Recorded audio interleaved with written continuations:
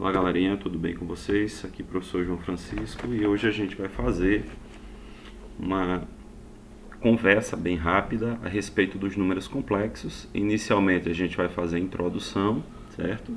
Depois a gente vai falar sobre as operações com números complexos, passando pelo conjugado, certo? E encerrando com a parte de módulo, ok? Então, nesse primeiro vídeo, a gente vai tratar da introdução dos números complexos. Muito bem. O conjunto dos números complexos é representado pela letra C, né? Então, o conjunto dos complexos é representado pela letra C. E para que você possua um número complexo, você precisa de dois valores, duas referências. Que referências são essas? Um valor de x, um valor de y. Opa, vai ser sempre x e y? Não, gente. Esse x e esse y, eles estão ocupando o lugar de algo que a gente vai chamar. No lugar de x, a gente chama a parte real. No lugar de y, a parte imaginária. Ok? Então, só para fazer, a gente vai falar agora sobre a representação algébrica de um número complexo. Muito bem? Então, como eu disse, para representar um número complexo, a gente precisa de duas informações. O valor de x e o valor de y, ok? Um número complexo é representado por z, tá bem? Então, z é o meu número complexo. Só que eu só consigo saber o valor de z se eu possuir a parte real, que é esse valor aqui em separado, mais... E temos a parte imaginária. Como é que eu sei que o y é a parte imaginária? Porque ele está ao lado da partícula imaginária. Quem seria essa? Seria o i. Tudo bem?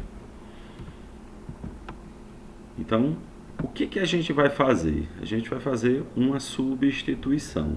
Como seria isso, professor? Quando a gente tiver o i, está vendo esse i aqui? Quando esse i estiver elevado ao quadrado, a gente vai trocar o i e colocar no seu lugar o número menos 1.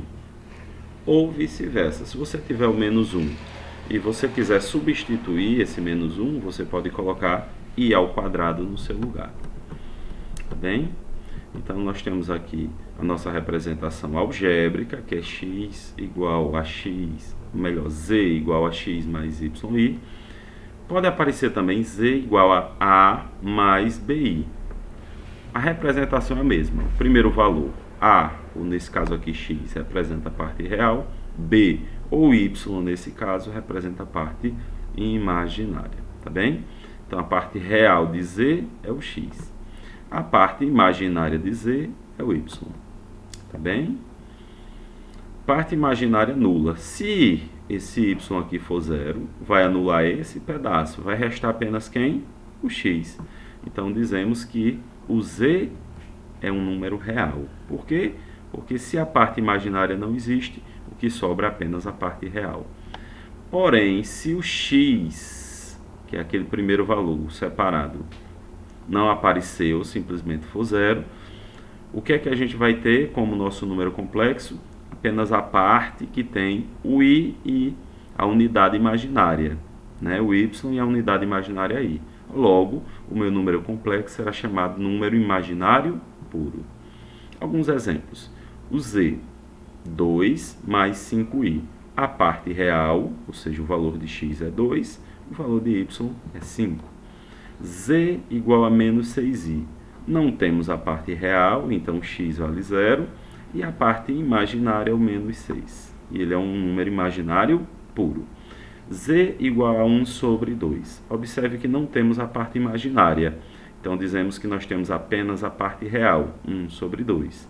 A parte imaginária seria 0. Logo, Z igual a 1 sobre 2 representa um número real. Ok? A unidade imaginária I é que indica uma raiz de índice par de um número negativo do conjunto dos números complexos. Então, vamos lá. Quando nós temos uma raiz quadrada de um número complexo, uma raiz quarta de um número complexo, enfim, quando você tem uma raiz com um índice par, não conseguiremos encontrar a solução no conjunto dos números reais. Então, a gente não dá para responder, não encontra um resultado final. Olha o exemplo aqui. Na equação x ao quadrado mais 9 igual a zero, temos x ao quadrado, o 9 passa para o segundo membro, porque eu preciso descobrir o valor de x. X vai ser igual, o expoente 2 passa para o segundo membro na forma de raiz. X igual a raiz quadrada de menos 9. X será mais ou menos 3i. Por que 3i? Porque a gente vai fazer aqui uma pequena organização. Como seria essa organização? Você tem raiz quadrada de menos 9. Vocês vão concordar comigo que raiz quadrada de menos 9 é a mesma coisa que raiz quadrada de 9 que multiplica menos 1. Não é verdade? Então, 9 menos 9 ou 9 vezes menos 1, o resultado é o mesmo. Se nós pegarmos uma raiz e distribuirmos aqui uma para o 9, tá? Vezes uma raiz quadrada também para o menos 1. O que a gente vai fazer nessa história? A raiz quadrada de 9, né, de mais ou menos 9, a gente já sabe que é mais ou menos 3. Por quê? 3 vezes 3 dá 9. E a raiz quadrada de menos 1? E aí? A gente vai trocar o menos 1, lembra da troca? I ao quadrado vale quanto? Vale menos 1. Então, a gente vai fazer uma troca. Onde tiver raiz quadrada de menos 1, a gente vai colocar raiz quadrada de i, melhor dizendo. Então, raiz quadrada de i ao quadrado. Correto? Então, aqui está. Raiz quadrada de i elevado ao quadrado. Acontece que se seu índice for igual ao seu expoente, o que é o índice? Esse cara aqui fica aqui, ó. Se é raiz quadrada, é porque aqui vale 2, não é? Então, a gente vai cancelar o expoente 2 com o índice 2.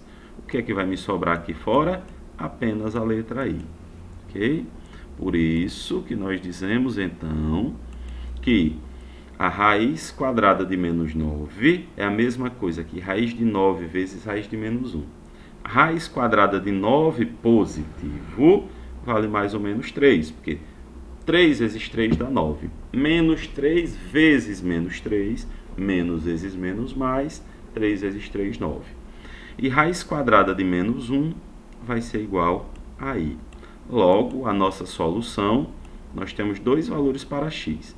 O primeiro valor positivo, x1, vai ser 3i, e o segundo valor negativo, x2 igual a menos 3i. Ok? Então, aqui do mesmo jeito, se você tem uma equação do segundo grau completa, é claro que você vai trabalhar usando os coeficientes a, b e c. Onde é que encontra os coeficientes? Coeficiente a fica antes do x ao quadrado, coeficiente b fica antes do x, coeficiente c é o termo independente, não tem o x. Ok? Substituiu na forma de delta, delta é igual a b ao quadrado menos 4 vezes a vezes c. E depois que achar o valor de delta, substitui em Bhaskara, que é menos b mais ou menos raiz quadrada de delta dividido por 2 vezes a. Ok? Feito aqui, nós encontraremos 6 mais 2i dividido por 2. Simplificando, né, colocando em evidência aqui em cima o 2, teremos x1 igual a 3 mais i, x2, 3 menos i. E esse é o nosso conjunto solução. Ok? Então, essa daqui é um vídeo curto, foi apenas para fazer essa introdução. Tudo bem? Eu vou agora passar bem rapidinho, somente aqui para a parte da representação geométrica, ok? Esse vídeo não ficar muito longo. Muito bem. Como que a gente faz a representação geométrica de um número complexo? A gente precisa de um plano cartesiano, ok? O que é um plano cartesiano? Aquele plano que nós temos dois eixos, o eixo x e o eixo y. O eixo x a gente vai chamar de parte real, o eixo y a gente vai chamar de parte imaginária, né? Aqui esse plano será chamado de plano complexo ou plano de Argand-Gauss, ok? E aqui um históricozinho a respeito de quem é cada um deles. Vamos na prática. Temos aqui o nosso plano cartesiano, todos os valores reais a gente bota aqui nessa reta horizontal, todos os valores imaginários a gente bota nessa reta vertical. Muito bem.